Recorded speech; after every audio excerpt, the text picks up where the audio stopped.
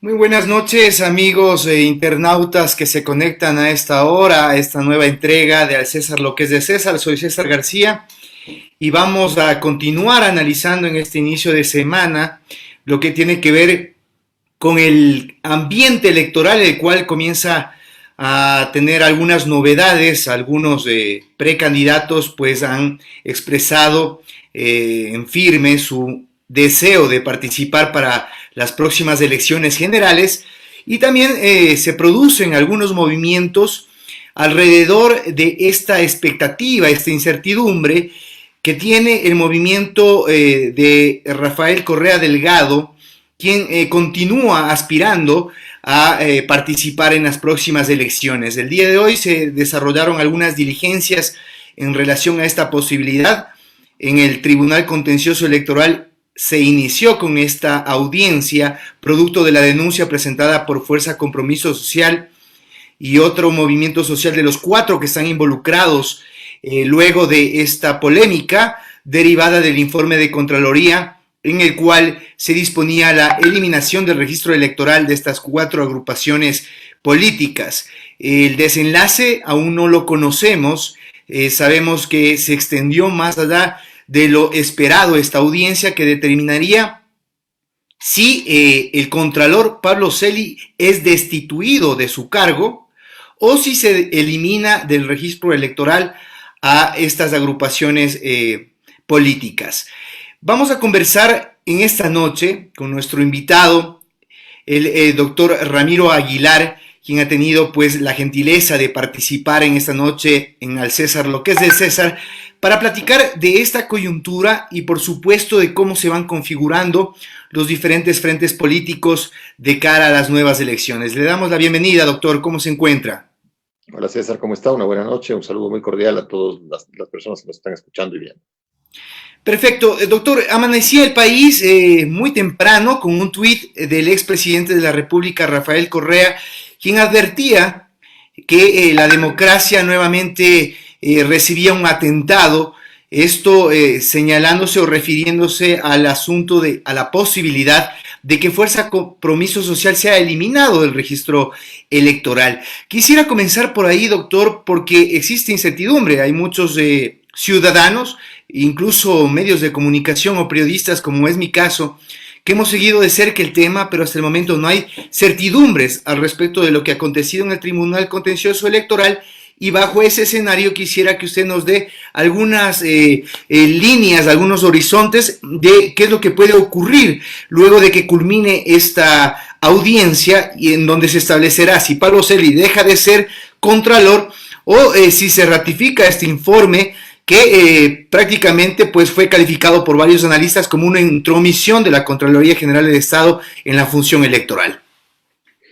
A ver, primero que estamos juntando cosas que no se juntan, ¿no? O sea, no veo por qué la resolución del Tribunal Contencioso Electoral sea o destituyo al contralor o quito el registro a Compromiso Social, las listas 5. O sea, me parece que lo que está tratando el contencioso electoral es exclusivamente la denuncia propuesta contra Pablo Celi por haber hecho una intromisión grave en las competencias que son exclusivas y excluyentes del Consejo Nacional Electoral en relación con el registro de las organizaciones políticas. Entonces, no veo por qué el contencioso electoral tenga que resolver si destituye o no a Celi, y a la par, si el contrario de la destitución o la no destitución es que se mantenga o no el registro de compromiso social. Es válida su aclaración, doctor, porque lo que sucede es que a través de los tweets, principalmente de Fuerza Compromiso Social, simplemente se remitían al asunto de la eliminación del registro, la posible eliminación del registro, y en realidad, como usted lo menciona, lo que se está tratando es si Pablo Celi, al hacer una intromisión, deja de ser o no contralor. Exacto, o sea, lo máximo que puede hacer el contencioso electoral es decir, no consideramos que es una intromisión, que esto sea decidido por la justicia contencioso administrativa, porque es un acto, una resolución administrativa, la del contralor, que sí es objeto de impugnación en el contencioso administrativo. Entonces ni hay intromisión, ni se queda o se va el registro, me explico. O sea, no es que están tratándose dos cosas que tienen una relación simbiótica, ser un simbionte una de otra. Entonces, no sé por qué Correa puso el tuit. Creo que fue más bien una queja preventiva, o sea, más bien para alertar a la opinión pública en el evento de que se quisiera seguir cocinando esta idea arbitraria de que el Consejo Nacional Electoral borre del registro de las organizaciones políticas a compromiso social, cuando esta agrupación política ya participó en elecciones previas, particularmente en las elecciones seccionales del 2018, donde hay esta alianza con la Revolución Ciudadana, a la cual a su vez le habían impedido formar un movimiento político individual distinto de los demás. Entonces, precluye, en derecho se conoce como preclusión, cuando se extingue la posibilidad de que usted regrese a una etapa anterior que ha sido extinguida y que ha sido superada por las siguientes etapas del proceso. Un poco en términos futboleros y extramicrófonos, conversábamos usted y yo, y era como que a un equipo de fútbol en el campeonato del 2020 le digan, oiga, le vamos a quitar unos puntos del campeonato de 1999. O sea, quíteme eso. ya no tiene relevancia. Claro. Exactamente.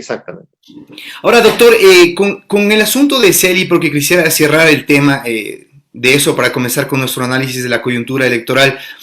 ¿Qué es lo que cabe en este momento? Si es que el Tribunal Contencioso determina la intromisión y dice que pues, fue una falta grave que implica destitución, ¿Celi deja inmediatamente de ser contralor o le deja abierta alguna posibilidad en términos de recursos en el orden constitucional? A ver, Celi deja de ser contralor en el acto, porque está destituido por la autoridad electoral. Y desde luego tiene acciones en el orden constitucional, pero que no suspenden la ejecución de la sanción expedida por la función electoral, por el Tribunal Contencioso Electoral. Desde luego, si hay alguna violación constitucional y después la Corte Constitucional determina que se violó el debido proceso, que es lo único que podría ver la justicia constitucional. Es decir, la justicia constitucional tampoco podría opinar sobre la aplicación de las normas de carácter electoral que suponen una intromisión de Celi en las competencias del Consejo Nacional Electoral. No, la Corte Constitucional o la justicia constitucional, lo único que podrían hablar es de si hubo o no motivación en la resolución en la que se emita, o si hubo violación al debido proceso. Entonces, sí, a Celi le quedaría la acción constitucional, pero el efecto de la destitución es inmediato. Ok, en el caso de archivarse a Fuerza Compromiso Social o a Juntos Podemos, ¿le queda una alternativa de impugnar eso? ¿Es posible en ley? Sí, pero no tiene nada que ver con lo que va a resolver el contencioso electoral, porque la resolución de eliminar del registro de organizaciones electorales a Compromiso Social o a Juntos Podemos o a los demás, deviene de otro órgano que es el Consejo Nacional Electoral. Esa resolución a su vez podría ser impugnada ante el contencioso electoral, ¿sí? Y desde luego ante la justicia constitucional, pero solo si se violó el debido proceso o no se motivó la resolución. Pero le repito, además estamos hablando de dos resoluciones que van a salir de dos entes distintos. Es decir, lo del Contralor lo resuelve el contencioso electoral, y lo de la eliminación del registro tendría que resolverlo el Consejo Nacional Electoral, y todavía hay la apelación, el recurso de alzada ante el Tribunal Contencioso Electoral. Para las personas que nos escuchan, a lo mejor es un trabalenguas, pero son dos entes distintos, no se olvide. La palabra mágica es consejo para el tema del registro de la organización electoral y tribunal para el tema de la destitución de Celi. Son dos escenarios distintos, dos órganos distintos, dos resoluciones distintas y dos caminos de impugnación distintos. Ok, hablamos de la parte técnica, eso queda bastante claro con su explicación, pero quisiera ahora conocer la parte subjetiva. A criterio de Ramiro Aguilar, ¿existió o no intromisión por parte de Pablo Celi en la función electoral al emitir ese informe definitivo? Pero sin la menor duda, porque además Celi invade competencias de una manera perversa y hasta mórbida en términos jurídicos, invade competencias de otras funciones del Estado. A ver, pongamos esto sobre la mesa. El Contralor General del Estado no puede destituir a funcionarios de otras funciones del Estado por cuestiones relacionadas con el ejercicio de sus competencias. O sea, lo que puede es glosar y establecer responsabilidades civiles y administrativas si es que los otros funcionarios de las otras funciones del Estado usaron mal fondos públicos. ¿Sí? Pero si no, el Contralor sería el funcionario más poderoso del Ecuador, o sea, podría destituir a los 140 asambleístas de un plumazo, podría destituir a la Corte Suprema, a la Corte Nacional de Justicia de un plumazo, a la Corte Constitucional de un plumazo, o sea, sería el todopoderoso. Eso riñe hasta con el sentido común. Entonces, lo que hizo Celi fue grosero, burdo, rupestre, y ante un acto grosero, burdo, rupestre, inconstitucional e ilegal, cabe su destitución. Cabe su destitución, es mi opinión. Puede ser que los jueces del contencioso electoral piensen distinto, pero si yo estaría sentado en el sillón de un juez del Tribunal Contencioso Electoral, le destituiría, pero sin que me tiemble la mano.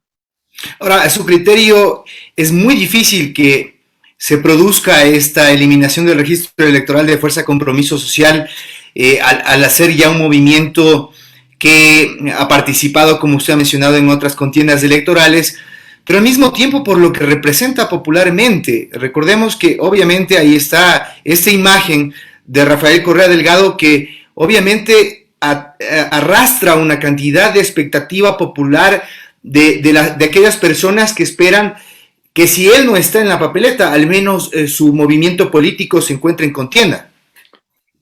Totalmente de acuerdo con usted, pero además hay un tema que es sencillo. En el ámbito de influencia ideológica del progresismo, que es donde se alinea el correísmo como un movimiento político progresista, hay varias organizaciones políticas que están calificadas a nivel nacional. Entonces, es hasta absurdo, irrelevante, grotesco igual, quitarle la credencial de participación política a Compromiso Social cuando la militancia correísta podría reagruparse en otro movimiento político que le preste la credencial electoral para inscribir sus candidaturas y participar en las elecciones bajo el auspicio de la bandera ideológica del correísmo y el auspicio personal del expresidente Correa. Entonces le veo en realidad irrealizable, ¿me explico? Puede ser que el neoliberalismo golpista y también burdo y grotesco, el mismo neoliberalismo que le movió la mano a Celi para que expida esa resolución absurda de destitución del CNE, quiera privarle a Compromiso Social de la posibilidad de participar en las elecciones. Puede ser por rupestre y grosero, pero la democracia ecuatoriana está construida de tal manera, afortunadamente, que no dude que el movimiento político que representa la Revolución Ciudadana y el correísmo se va a alinear con cualquier otro movimiento que tenga la credencial electoral dentro del ámbito de acción o dentro del radar del progresismo. Ok, doctor, vamos entrando entonces en nuestro tema de esta noche, que es justamente cómo se va planteando este ajedrez electoral. Y quisiera comenzar por usted.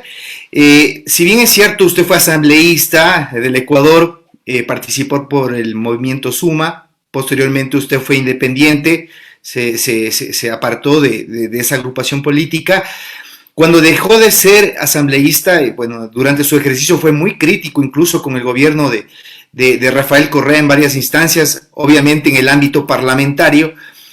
Pero cuando usted ha pasado prácticamente estos años sabáticos sin ejercer política, dedicándose a su consultorio, ha sido desde sus espacios y sus redes bastante crítico con el gobierno de Moreno y de a poco pues sus ideas se fueron alineando a las del progresismo.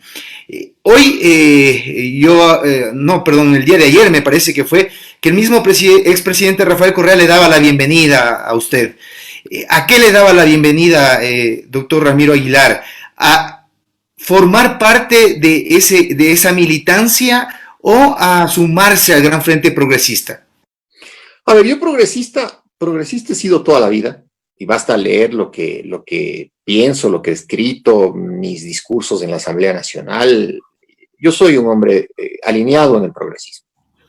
Lo que no soy y no fui es correísta, en el entendido de que no todo progresista tiene que ser correísta, pero en las circunstancias históricas actuales, no en las del 2013, no en las del 2017, en las circunstancias históricas actuales, donde el neoliberalismo se apropió, tomó por asalto el poder político en el Ecuador, este neoliberalismo personificado en Moreno, en Roldán, en Romo, en Martínez, en Jarrín, en Michelena, en estos corsarios de la política, me veo obligado a poner de lado las discrepancias que yo pueda tener con el correísmo y afincarme en las convergencias en función de que el adversario común, el que está destruyendo la república, es el neoliberalismo encarnado en los sectores empresariales más parasitarios y en los sectores financieros más voraces que existen en la región. Entonces, esto del Frente Progresista es una cosa que la he venido yo conversando con varios amigos que están haciendo política activa desde el 2019, porque era necesario hacerlo. Y el expresidente Correa ha tenido la gentileza de darme la bienvenida, si usted quiere, al frente, a este movimiento masivo, este conjunto de movimientos que le han dado por nombre Unidad por la Esperanza. Y se lo agradezco, es un detalle caballeroso. Ha reconocido también que fui adversario de su gobierno, lo cual es cierto. Ha reconocido también que no vendí mi conciencia en los momentos más trágicos de la patria, lo cual es absolutamente cierto. Y mi respuesta fue que el progresismo necesita militancia y que yo me sumo como un militante más del Frente Progresista en función de que hay que rescatar al país y tratar de ganar las elecciones del 2021. Ahora, ¿en qué condiciones, doctor Aguilar? Usted se sentó en la mesa de lanzamiento de la Unión por la Esperanza, UNES, y le dijeron o ya está establecido que usted participaría como candidato, o su única aspiración será justamente esa, la del militante que va a apoyar en donde tenga que estar? Es decir, en donde me necesiten, yo voy a estar ahí. A ver, yo soy dueño de mi voto en la papeleta, en las elecciones generales, y votaré por el progresismo. Eso es militancia pura. Y en cuanto a si soy o no candidato, dependerá de las encuestas. Yo creo que el progresismo debe poner sus mejores cuadros porque hay que tratar de tener un elenco ganador con propuestas y con hoja de vida, con trayectoria política, porque es imperioso tratar de ganar las elecciones de 2021, porque además del neoliberalismo y el régimen de Moreno, con la señora Romo en la vicepresidencia, y no dude que después en la presidencia, tratará de torpedear el resultado electoral del 2021. Entonces, yo no le digo que no voy a ser candidato, lo que le digo es que dependerá de las encuestas. Si las encuestas me dan buenos números y tengo el favor de los electores, estaré ahí sirviendo al país. Si las encuestas no me dan buenos números, hay que poner a alguien que tenga mejores números, porque lo importante aquí es salvar el país, ganar las elecciones. Muy bien, vamos entonces terminando con este gobierno para que la gente, pues, antes de comenzar a digerir lo que se viene, entienda cómo va a ser este desenlace. Usted ha sido siempre una especie de va vaticinando el futuro, va diciendo las cosas que van a pasar, que yo no pienso que es un don que a usted le ha dado Dios, sino que más bien es entender la lógica de la política, cómo se va moviendo. ¿Usted cómo piensa que va a culminar esto? O sea, porque la gente tiene que tener claridad de cuáles van a ser los últimos movimientos de fichas de Moreno, para que se entienda en qué condiciones se va a recibir ese escenario tan atípico, tan sui generis, en donde no solo vamos a tener quizás como ingrediente especial el COVID, sino que no va a estar el presidente constitucionalmente elegido en urnas, sino que quizás esté la próxima vicepresidenta que, por cierto, se ha criticado la forma en la que se planteó esa terna por tener vicios constitucionales en su presentación. A ver, empecemos por ahí. Empecemos por ahí. Y claro, lo que yo tengo es simplemente la capacidad de usar una cosa que se llama principio de anticipación racional. Es decir, procuro ser objetivo en el análisis y proyectar el análisis, aunque me gusta bromear en Twitter diciendo que soy astrólogo y que adivino la suerte. La duda. Sí, claro. Pero, a ver, vamos por lo que usted acaba de decir. La terna no es inconstitucional. Están mezclando las cosas. Okay. Están queriendo aplicar el código de la democracia en la interpretación normativa de la terna y eso es imposible. El código de la democracia es aplicable solo a una elección de voto popular y la renuncia de los candidatos que sean funcionarios públicos es antes de la calificación de las candidaturas. Aquí no estamos hablando de una elección de voto popular, sino una designación de la Asamblea Nacional, porque ellos son designados por la Asamblea de una terna enviada por el presidente. Ahí no hay elección de ninguna clase, de tal forma que no hay necesidad de cumplir con este prerequisito de la renuncia antes de estar en la terna, porque no es una candidatura. Los tres personajes no son candidatos, son una terna designada. Pero súper oportuna su aclaración, porque usted es penalista, y yo he visto que constitucionalistas como Rafael Ollarte, Ismael Quintana, habían dicho, tiene una inhabilidad, cae en una de las inhabilidades porque tenían que renunciar. A ver, independientemente de quién lo haya dicho, lo que le estoy diciendo es sentido común, es decir, aquí no estamos hablando de una elección popular y no hay como en derecho público hacer una interpretación analógica, uno tiene que hacer una interpretación literal de la ley, derecho público. Entonces, está claro que la terna no tiene vicios de constitucionalidad. La siguiente cosa. La primera de la terna, la señora Romo, probablemente tendrá los votos en la Asamblea porque conoce las mañas de los asambleístas y pondrá los moticos de la fiscalía fuera de las casas de los asambleístas mañosos para obtener los votos. ¿Lo de Azuero cree usted que corresponde a eso? A ver, Azuero es un personaje gris, espeso, ¿sí? Colaginoso. Toda su vida política fue así. Toda su vida política. Entonces, el hecho de que haya puesto pies en polvorosa, de que haya tomado las de Villadiego, es propio de la naturaleza de un personaje gris, espeso y colaginoso como Azuero. Y desde luego, el haber puesto pies en polvorosa beneficia a quienes podrían haberse involucrados también en la misma red de Mendoza y compañía. Pero es parte de esta descomposición de la Asamblea, ¿no? De esta descomposición de la representación. O sea, yo no creo que haya un ecuatoriano que se sienta representado por la cloaca esa de la Asamblea, independientemente de quién sea. Entonces, la señora Romo tendrá los votos. Y si no tiene los votos, se dará modos para bloquear la elección durante 30 días a fin de que opere la norma constitucional que dice que si en 30 días la Asamblea no elige al vicepresidente de la República de la terna enviada por el Ejecutivo, será posesionado el primero de la terna, que es la señora Romo. Entonces yo no tengo dudas de que la señora Romo sea la nueva vicepresidenta de la República. Como tampoco tengo dudas, aplicando este principio de anticipación racional y tomando en cuenta además la personalidad de Moreno, un personaje huidizo, sinuoso, un personaje poco valiente para encarar además el desastre que armó en estos 3 años, esta destrucción del país. Él no dará la cara el 2021 ni de lejos, pero ni de lejos. Moreno renunciará probablemente en noviembre o diciembre, si acaso llega a noviembre o diciembre, y quien asumirá el poder como presidenta de la República es la señora Romo, y la señora Romo paradójicamente será presidenta de la República sin haber tenido un voto, sin haber participado en una elección, sin haber tenido su foto en la papeleta y sin que ecuatoriano alguno le haya dado un voto para la presidencia. ¿Con qué propósito? Con el propósito de torpedear el resultado electoral de 2021 y asegurarse la prolongación de esta captura del poder político en el Ecuador por parte del neoliberalismo. Y le doy un matiz adicional. Déjeme ilustrar la bola de cristal. Los tenedores de los bonos se resisten a firmar el acuerdo hasta que el Fondo Monetario, hasta que el Ecuador firme previamente un acuerdo con el Fondo Monetario Internacional,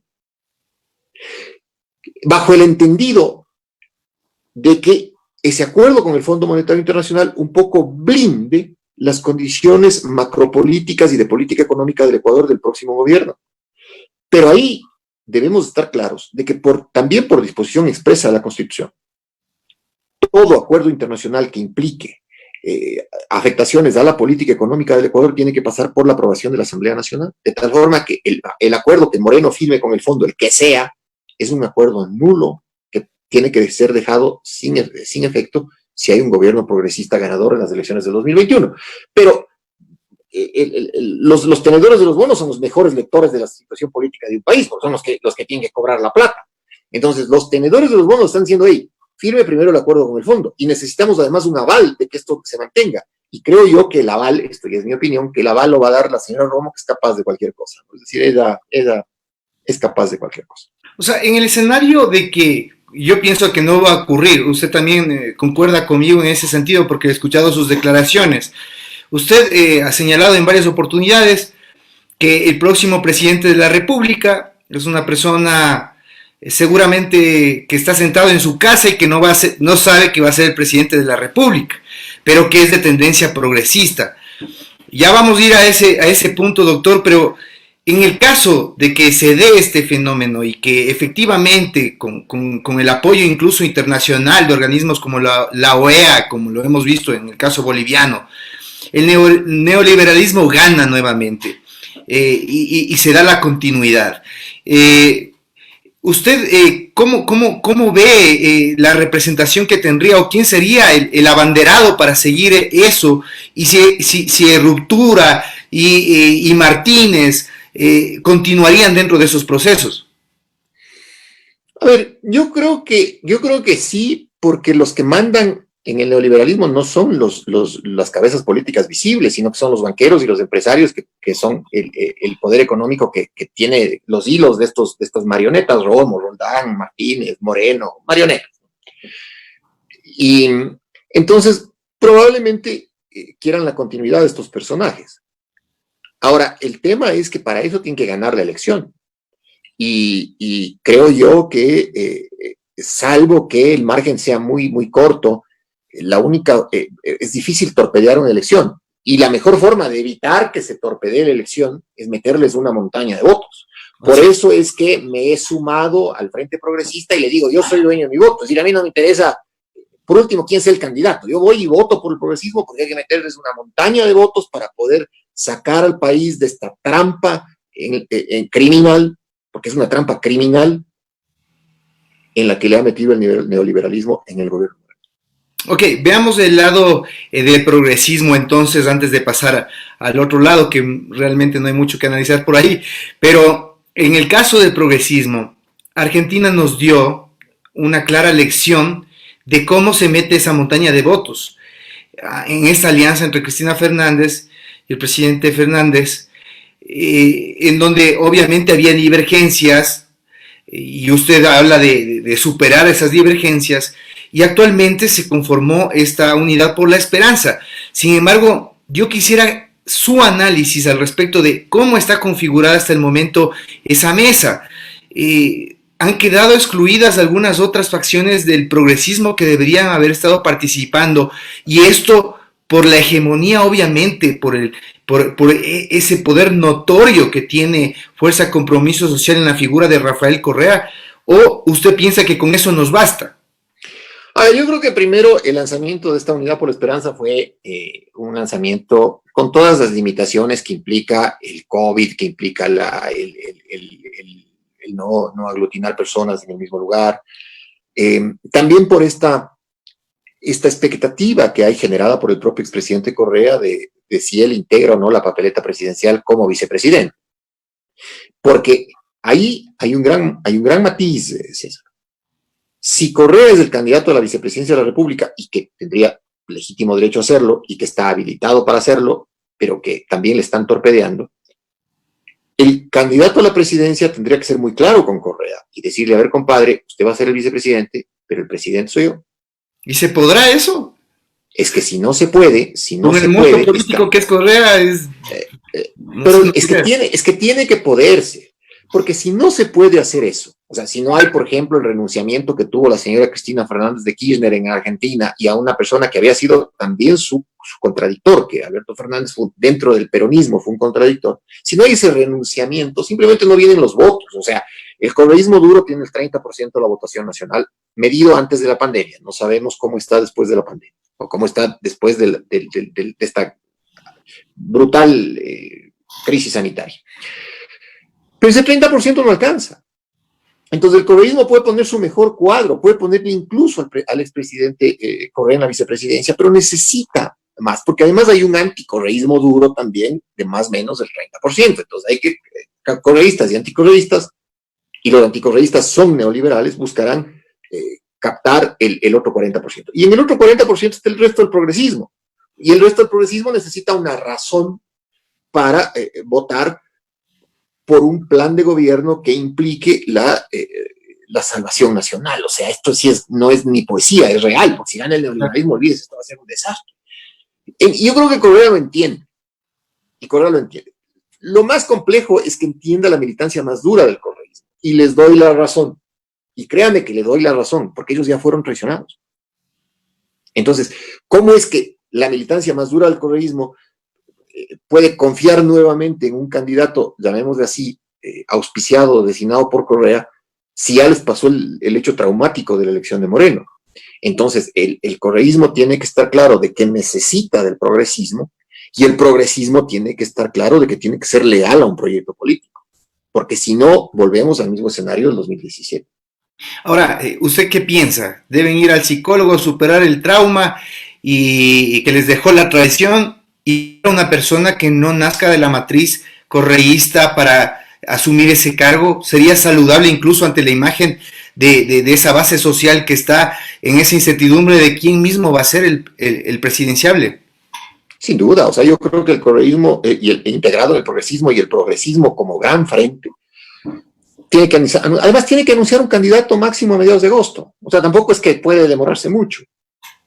¿Sí? Y no estamos en condiciones de hacer primarias por el tema del COVID y de la cuestión sanitaria. Entonces, creo yo que hay que ir a las encuestas, César, sencillamente hay que ir a las encuestas, hay que poner 4 o 5 cuadros de primer nivel, de altísimo nivel de representación, de altísima reputación política, de alta calidad intelectual, o sea, que no vengan a decir vamos a poner una base militar en Taiwán o salgan con una bazuca o se peguen una biela y digan que en 100 minutos el país se arregla. A ver, dejemos eso para la derecha que no tiene ética política diga cualquier disparate, pero el progresismo que sí tiene ética política, pongamos los mejores cuadros sobre la mesa, corramos encuestas serias y los que estén mejor puntuados en las encuestas que sean los candidatos.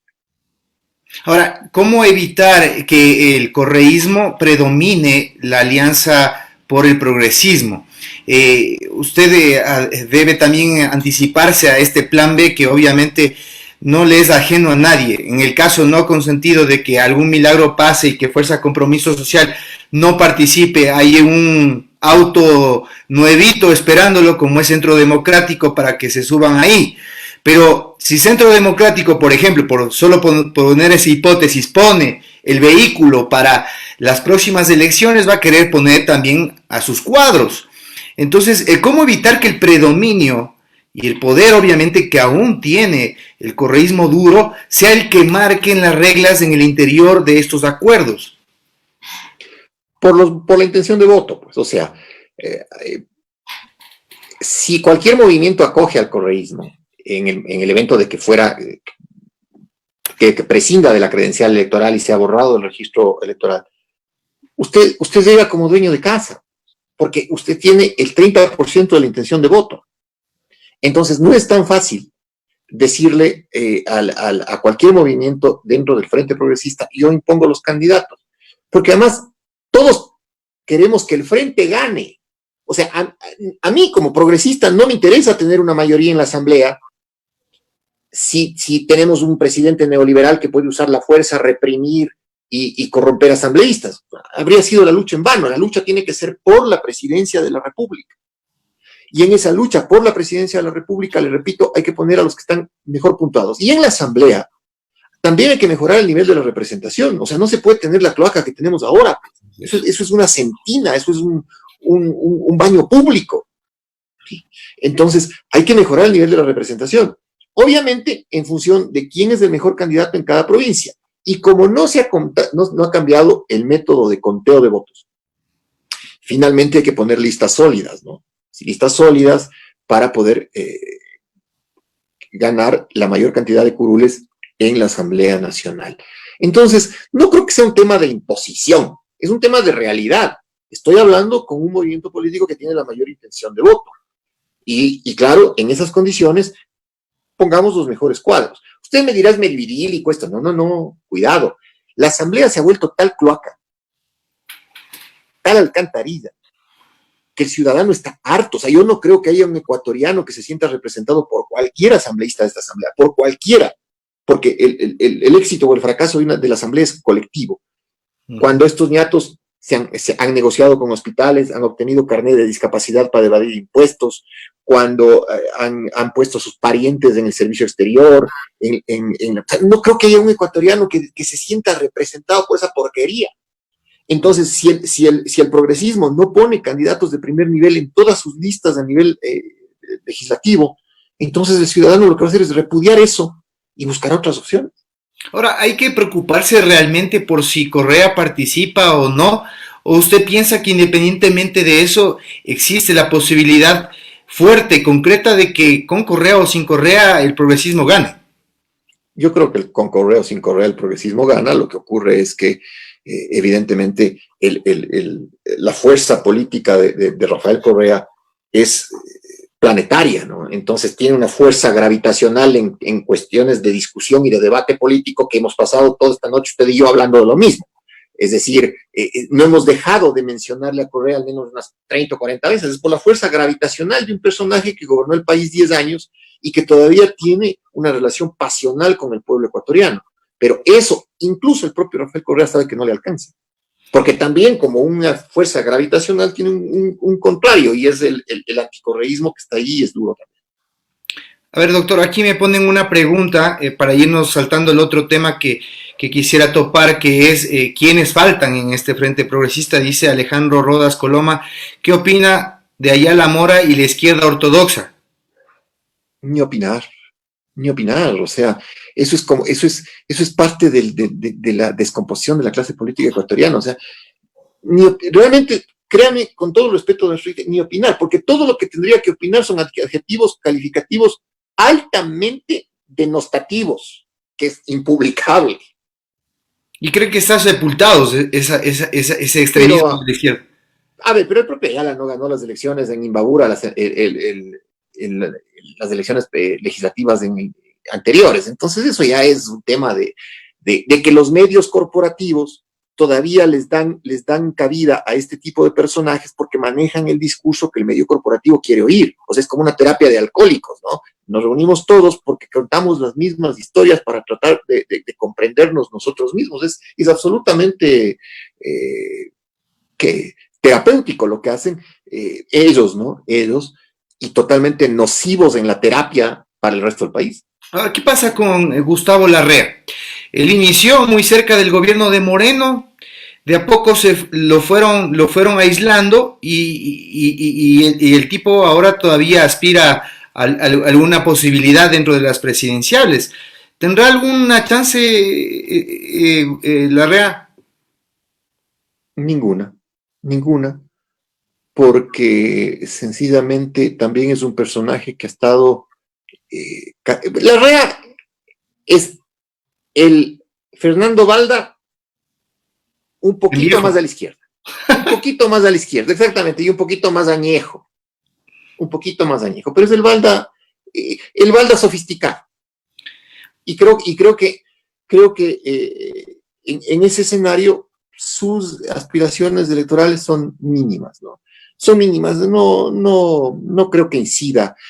Quien sí va a incidir, desde luego, es la CONAIE, y el candidato que ponga la CONAIE, ese sí es un elemento que hay que considerar y que yo creo que a lo mejor no decida ir con el Frente Progresista en primera vuelta, pero yo no le veo a la CONAIE votando en segunda vuelta por la derecha, tomando en cuenta que en la derecha están grupos que todavía dicen que debíamos haber sido colonia del Imperio Español y que tenemos que ser descendientes de los infantes de España. Ahora, obviamente y justamente usted topa el tema hacia donde yo direccionaba mi conversación, porque a mí me sigue asombrando que al menos no se hayan sentado a conversar con Leonidas Issa, que vendría a ser la representación en liderazgo de la facción de la CONAIE más progresista, no tan radical, que además que menos odia a Correa o que tiene resentimientos. ¿Usted no piensa que hubiera sido muy saludable y además potente para fortalecer el progresismo el haber incluido este tipo de liderazgos dentro de la mesa para primera vuelta? Pero quizá, y aquí especulo un poco, puede ser porque la CONAIE quiere imponer el candidato. O sea, la CONAIE, y no se sorprenda de eso, es una organización política de aquellas que primero impone el candidato y luego se sienta a conversar qué. Entonces es difícil conversar con la CONAIE. Hay que conversar con la CONAIE. Es necesario conversar con la CONAIE. Y la CONAIE tiene unas dinámicas políticas distintas. La CONAIE es súper orgánica. Entonces cualquier decisión que tomen sus dirigentes tiene que pasar por el tamiz de las bases, porque de lo contrario el dirigente le dice, ve, mis bases dicen lo contrario, así que lo que te dije ya no es. Es complejo realmente una discusión con la dirigencia de la CONAIE, porque le repito, la dirigencia es la cara, el nombre, abajo hay una estructura de base muy sólida, muy orgánica, y donde son las bases las que resuelven. Y yo creo que en segunda vuelta la CONAIE irá con el progresismo, pero sin duda, y si es que los dirigentes de la CONAIE se apartan del progresismo, las bases son progresistas. Me encantaría que la CONAIE se sume al Frente Progresista, pero me encantaría, y me encantaría además sentarme a conversar con la CONAIE, pero en el entendido de que estamos conversando todos los progresistas un plan de gobierno antes que un esquema de candidaturas. Ahora, el Pachacuti anuncia una precandidatura de Yacu Pérez. ¿Es un tiro al aire o también parte de sondear a la sociedad a ver cómo responde ante a estos tiros al aire? A ver, yo creo que Yacu Pérez ni de loco va a dejar la prefectura de la SUAY a un año de ejercicio sin haber realizado sus políticas públicas, sus ideas de cómo concibió sus ideas de cómo concibió la provincia de la SUAY para lanzarse a la candidatura presidencial. Entonces, cualquiera le diría a don Yacu, primero demuéstrenos que es un estupendo prefecto de la SUAY y luego presencia a las presidenciales. Pero esto no se trata de ir un año de cargo en cargo, pues porque eso claro. Es precisamente lo que enturbia el quehacer político del Ecuador, que uno dice, ya es un año, se llenó de prensa, se llenó de fotos. Usted mismo me habrá hecho a mí entrevistas en la Asamblea Nacional, N cantidad de entrevistas en la Asamblea Nacional cuando fui legislador. Eso no significa que sea yo el ungido, en absoluto, ni las personas a las que ustedes han entrevistado. Entonces, ¿dónde se demuestra la trayectoria política? En terminar un periodo y demostrar que usted ha sido un estupendo administrador. Entonces, si me pregunta a mí, mi opinión, yo creo que Yacu Pérez estará privilegiando terminar una estupenda prefectura de la SUAY para luego demostrarle al país que tiene credenciales de administrador y lanzarse a la presidencia. Antes... O sea, desde lo que usted dice, me salto al otro escenario porque de ladito le fue dando. El hecho de tener tantas fotos y de haber estado un año en la vicepresidencia de la República, a Otto le da posibilidades. ¿Él tiene algún legado, algo dejó para poder pelear las presidenciales y que su popularidad haya llegado hacia algún punto o alguna afinidad para poder pretender esto? A ver, yo creo que Otto Sonnenholzer es un experto en ocupar vacíos. ¿Sí? Él ocupó el vacío que dejó Moreno cuando se escondió al inicio de la pandemia y comenzó a recorrer el país en representación del Ejecutivo, y eso le puso en cámara y le puso en territorio. Y la gente estaba reconociendo eso porque cuando se corrían encuestas con todas las limitaciones que plantean las encuestas en una pandemia, Yunda y él eran los personajes políticos de mayor reconocimiento porque estaban jugándose el pellejo al final del día, bien o mal, pero estaban en las calles viendo cómo estaba la gente. Entonces, en ese escenario, Otto Sonnenholzer ocupó el vacío que dejó Moreno. Y ahora está ocupando el vacío que deja Nebot, cuando Nebot dice, yo declino la postulación presidencial, no quiero ser candidato. Entonces, en la vida política de Otto Sonnenhösner se juega el azar y esta vocación de llenar vacíos. Entonces, no hay que descartarle a Otto como una alternativa válida de la derecha para hacer una candidatura que confronte al progresismo en segunda vuelta, porque ahí hay un vacío. Es decir, Lasso no crece, tiene 7%, y creo que está ya perdido en su estrategia comunicacional y política. Sí, está tomando cerveza, Levi. No, está perdido. Lucio Gutiérrez no representa a este punto a nadie, Valda no representa a nadie, Páez no representa a nadie, ¿quién más queda? Álvaro Noboa puede pasar, cuidado, Álvaro Noboa también es de riesgo, no puede pasar del meme a la presidencia, y ya sabemos lo que es tener un meme en la presidencia, que es tenerle a Moreno. Con el meme de Álvaro y con la broma hay que tener calma, porque eso puede ir incrustándose en el inconsciente colectivo y decir, bueno, ya qué diablos, ¿no? Y ha crecido, doctor. Yo lo he visto en algunas encuestas que se ha hecho y se le escucha. O sea, hay gente que dice, de una vez vamos por Alvarito, pues porque a la final es la solución. Ya qué diablos, ¿no? Y además ha creado el mito del empresario exitoso, millonario, que no quiebra y nadie se da cuenta que él heredó una fortuna que era difícil que se gaste en una generación. Y además de esta excentricidad de retar huracanes, de hablar disparates, pero cuidado, de ahí la desolación y el desamparo social que se siente ante la inacción del gobierno de Moreno termine cuajando la candidatura de Noboa. Cuidado, porque eso sería lo peor que nos puede pasar, porque Noboa sería una herramienta más de un neoliberalismo tipo Bolsonaro, o sea, excéntrico, desagradable, grotesco, fascistoide, etc. Pero en ese escenario, Otto puede ocupar el espacio de la derecha y plantear ser la antítesis del candidato del progresismo vista a la segunda vuelta. ¿Por qué lo ocupa vacíos? O sea, la vocación política de Otto Sonnenhösner es ocupar vacíos, y en la derecha quedó un vacío muy grande en el momento en el que Nebot dijo, no quiero, hasta luego. Ahora, dependerá también de cuál es el camino de Sonnenhösner en términos de credencial político. O sea, él dijo, me voy de la vicepresidencia, voy a seguir haciendo política, pero no dijo en qué partido. Y eso a la final influye mucho, ¿no? Ok, doctor, en la parte final vamos a dedicarlos justamente a hablar de estos disparates, pero no por lo que en sí contienen, sino para que la gente reflexione sobre la clase política y las soluciones que se requieren en este momento. Un internauta nos pregunta, Freddy Ubillus, obviamente en el contexto de que Nebot ya tomó la decisión, yo creo que la más sabia, de no haberse lanzado para las presidenciales, impulsa esta consulta popular. ¿Cuál cree que sea la pregunta clave? Usted sabe que siempre cuando hacen una consulta popular le meten 4 o 5 preguntas que le gusta al pueblo, que llaman a la polémica, pero hay una central. ¿Cuál es ese objetivo central de esa consulta popular que impulsa Nebot? Aquí nuestro internauta Freddy Ubillus nos dice, ¿será la privatización del IES? A ver, yo ni siquiera he leído las preguntas que promueve Jaime Nebot en la consulta popular, porque yo creo que Jaime Nebot, al irse, él siente que mató al Partido Social Cristiano. O sea, por eso le decía, puede ser que el azar termine regalándole al Partido Social Cristiano una figura presidenciable como Otto Sonnenhösner. Pero eso es del azar, o sea, no estaba en los planes creo yo que ni de Nebot ni de Sonnenhösner, pero se juntaron el azar con la política. Entonces Nebot tiene que seguir vigente antes de las elecciones del 2021. Después ya se olvidará, porque ya pasará al retiro y a la jubilación.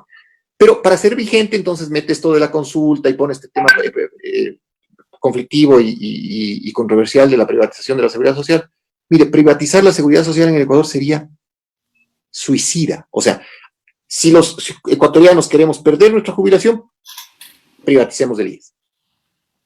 Porque la depredación en la seguridad social será de tal magnitud que después nos entregarán solo el sellito del IES, la manito.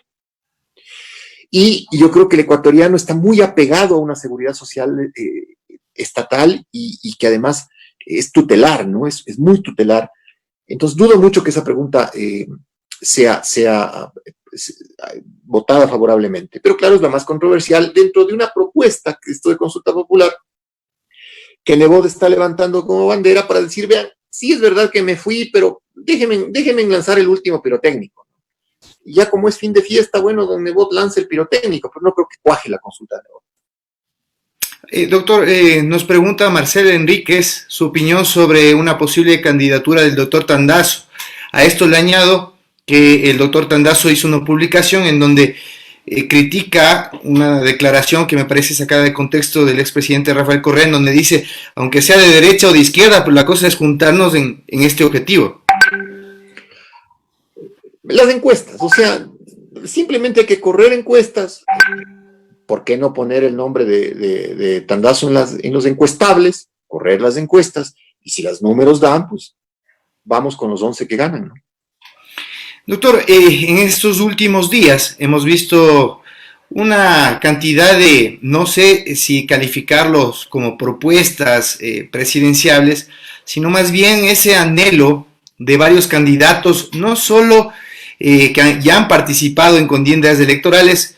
Usted ha señalado algunos de ellos, Lucio Gutiérrez ahí con su bazuca, Lazo tomándose su cervecita, tratando de ser bastante popular, para pegar con las besis, y aparece Balda con estas propuestas, no sé de cómo calificarlas, la verdad no tengo la palabra exacta, para invadir Taiwán y poner la bandera con un murciélago de la República de China en el Ecuador.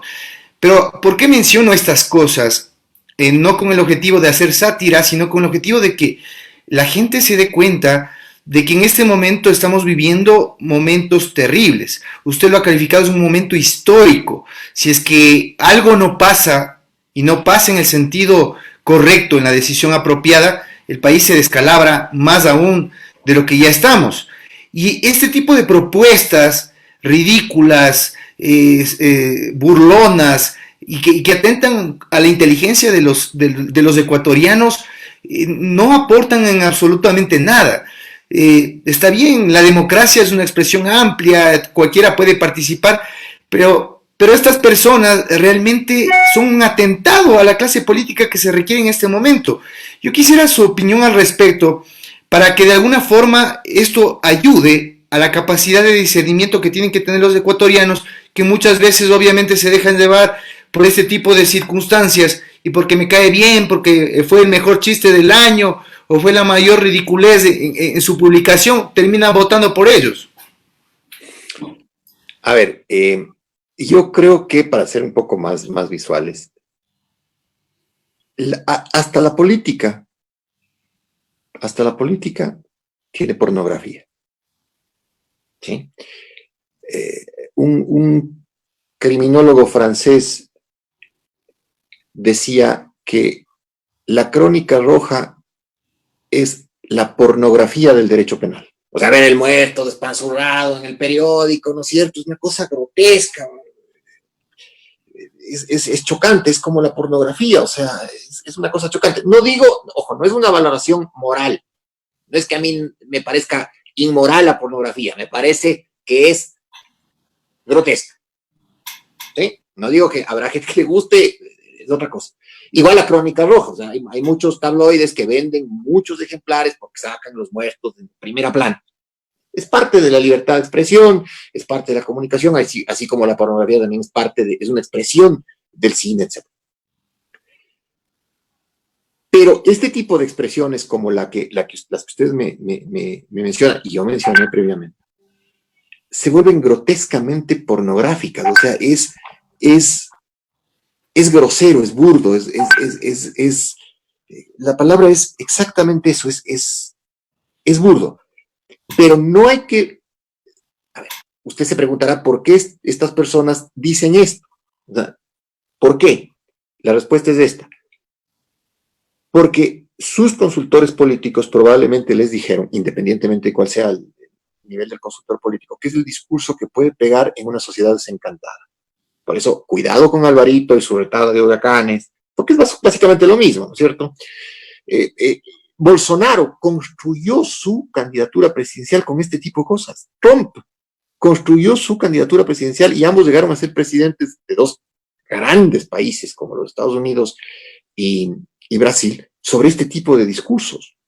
Entonces, no es que se hayan vuelto locos de la noche a la mañana, sino que alguien les dijo, miren, en ese electorado desencantado, en ese electorado que se siente desamparado y hastiado de la clase política, tradicional, acartonada, y es lo que pasó además en la Alemania nazi. Pues no se olvide que Hitler ganó elecciones, ¿no? Con un discurso absurdo, antisemita, grotesco. Entonces, en ese tipo de situaciones sociales, políticas, de crisis, de desamparo del Estado, de desamparo del ciudadano frente al Estado, calan este tipo de cosas porque es el ya que diablos, ¿no? Ya que diablos.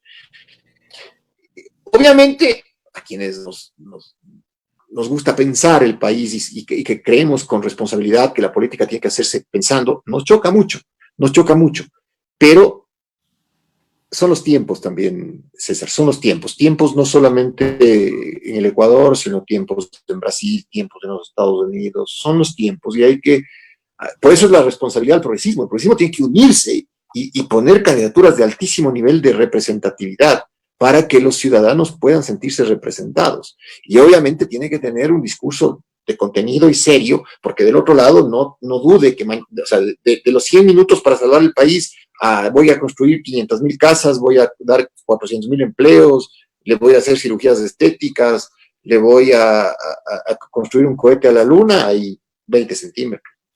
Doctor, pregunta Osvaldo Limongi, que con esa pregunta culmino. Al doctor Aguilar dice, ¿por qué no ha puesto una demanda el doctor Aguilar contra el régimen y todas sus inconstitucionalidades y violación a los derechos humanos que han destruido la democracia?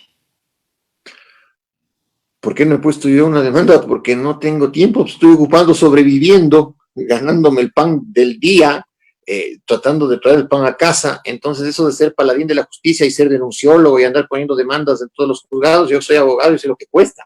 Y obviamente mi prioridad es mantener a mi familia que andar de juzgado en juzgado hecho el denunciólogo, así que me van a perdonar, pero ese no soy yo. Doctor, termino la conversación con una reflexión suya al respecto de si usted cree que las convergencias podrán ser las que marquen la hoja de ruta de este nuevo frente progresista por encima de las divergencias. ¿Habrá esa posibilidad? ¿Hay la madurez política de los cuadros que están en este momento configurando ese frente para poder lograr ese objetivo? Yo no tengo la menor duda porque yo creo que el amor a la democracia debe prevalecer sobre las divergencias políticas cuando estas divergencias son superables y postergables y las convergencias son urgentes y mayoritarias. Gracias, doctor. Muy claro y además amena esta conversación. Ha pasado volando el tiempo. Le comprometo para en un futuro no muy lejano poder continuar analizando este tema. Siempre usted es muy coloquial y además muy claro al explicar estas cosas. Hoy no usó ejemplos de fútbol. No, sí, al principio, ¿no? Pero bueno, lo importante es seguir construyendo espacios y como usted puede ver, la televisión digital en este caso busca eso, busca una nueva alternativa de la verdad frente a lo que está sucediendo en los medios masivos, que como siempre lo destaco, yo he formado parte de ellos en ese momento porque el propio sistema me ha expulsado de ese lugar. Usted sabe por qué pasan las cosas, pero estamos haciendo un trabajo acá en favor de brindarles esa oportunidad de tener una amplia gama de las aristas de la verdad que derivan de personajes como usted. Gracias, doctor, siempre por su gentil participación y por colaborar con nuestro proyecto. A las órdenes, una buena noche. Que descansen todos. Descanse, Ramiro. Muy bien, de esta manera culminamos con esta nueva entrega de Al César, lo que es del César. Hemos hecho un análisis, un panorama de cómo va evolucionando y avanzando esta configuración de los posibles candidatos para las próximas elecciones generales. Culmino con una reflexión. Es muy importante que en el periodismo moderno, y lo han señalado varios científicos, estudiosos y académicos, se transparente la posición del periodista. No es extraño para nadie que me conocen y quienes siguen mis transmisiones y programas que yo soy un ser humano con ideología y una ideología que tiende claramente a ser progresista. Sin embargo, siempre procuramos hacer un análisis lo más objetivo, de ninguna manera imparcial. Los seres humanos por esencia no podemos ser aquello.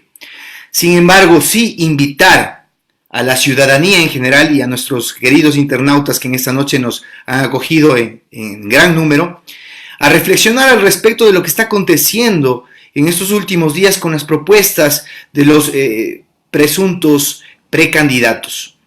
El Ecuador necesita soluciones, necesita respuestas claras, objetivas, técnicas a la situación que estamos atravesando. Tenemos un amplio índice de desempleo que sigue creciendo. Tenemos desnutrición, tenemos inequidad, tenemos un sistema de sobreendeudamiento que se acrecentó en este último gobierno. Tenemos una cantidad de áreas sociales totalmente despreocupadas, producto del modelo en el cual nos hemos embarcado, principalmente en la salud, que ahora estamos viendo el costo de su debilitamiento, y en la educación, que es lo principal en cualquier país que quiere transformarse y dar cambios cualitativos a largo plazo. Cuando un candidato le proponga situaciones suntuarias que tienen obviamente un nivel de sensibilidad en la sociedad, como lo es el asunto del aborto después de una violación o incrementar las penas a los violadores a menores de edad, pues usted pregúntese qué es lo que está detrás. Si solamente buscan afectar a nuestras susceptibilidades, a nuestra sensibilidad, recalco, sin que esos temas dejen de ser importantes. Pero primero tenemos que sobrevivir. Y los candidatos que planteen ideas en ese sentido tienen que ser sujetos de nuestra atención para saber si probablemente detrás de esas propuestas está la solución que el país está buscando. Así que, a ser perspicaces, a preguntarnos y no caer en esa ingenuidad de una sociedad que ya no puede darse esos lujos. Seamos críticos, informémonos y escuchemos con total amplitud las propuestas, pero que sean propuestas, no payasadas ni circos que no tolera el Ecuador en este momento. De esta manera culminamos esta entrega de A César lo que es de César. El día jueves estaremos analizando un tema de alta preocupación para una zona de la gente que pues ya se encuentra en la jubilación, el uso que se ha dado al Sistema Nacional de Seguridad Social por parte de varios gobiernos y cuál podría ser su destino. Lo estaremos analizando con un representante de los jubilados del ISFA para que ustedes estén atentos a nuestra próxima transmisión el próximo jueves a las 19:45. De esta manera me despido enviándoles un fuerte abrazo, que tengan una excelente noche y espero que hayan disfrutado de esta entrega de A César lo que es de César. Será hasta la próxima. Buenas noches.